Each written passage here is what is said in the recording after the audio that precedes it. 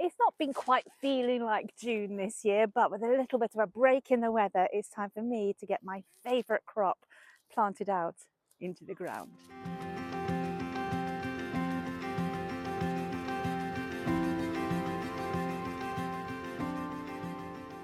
Now, as a mother, I can honestly, genuinely say I do not have a favourite child. However, when it comes to my own grown veggies, sweet corn is right up there at the top. And apologise to all my other beautiful growing veggies at the moment. Now, it doesn't feel like June because we have had lots of rain and then we go to sunshine, and it is taking those breaks in the weather to actually get some more things out of the greenhouse and into the ground. So quite often it's sort of hats on, hats off again, and just making sure that when we are planting out that we have actually got our boards down so that we're not going to be compacting our soil as we plant out. Now, I have already got some of my sweet corn in the ground in another area in the plot, and that is my popping corn. Now, because this is a very different kind of corn to my goldcrest, which I absolutely love as my eating corn, I have separated them, and that's basically because they are air pollinators. So as the wind sort of blows those tassels as they start to grow, all of the sort of pollination comes down onto the silks, and that's where your corn actually starts to grow. Now, often if we're thinking about cross-pollination, we're thinking about the next year and the next year's seeds going to be affected. But what we also have to think about with sweet corn is that it's actually the seeds that we are eating.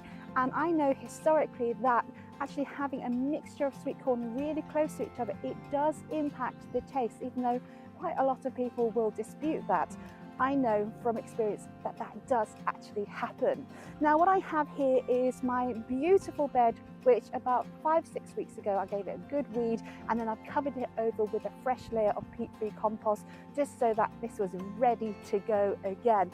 So very similar to what we normally do. I have got my dibber, but with our sweet corn, because it needs to sort of have those tassels and that pollination coming down to hit the silks, we have got to plant it in a grid formation.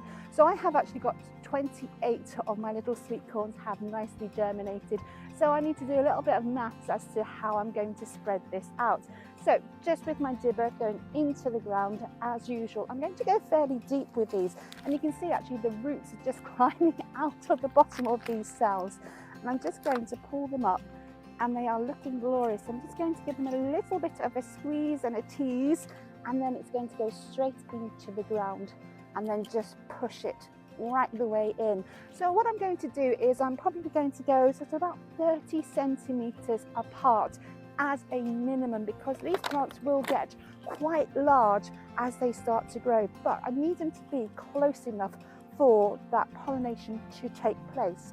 Now, one thing that I am actually also doing is a certain amount of three sisters planting. Now, three sisters planting is basically where you are using that sort of mycelium network and all the nutrients from different plants, which are actually going to be really complementary.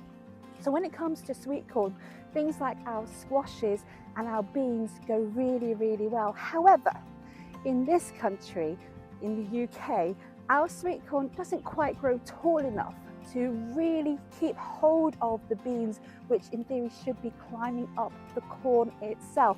So I have actually got my beans just to the side, and where I've got my popping corn, I'm actually going to sort of interplant some of those squashes and then do the same thing over at the community plot.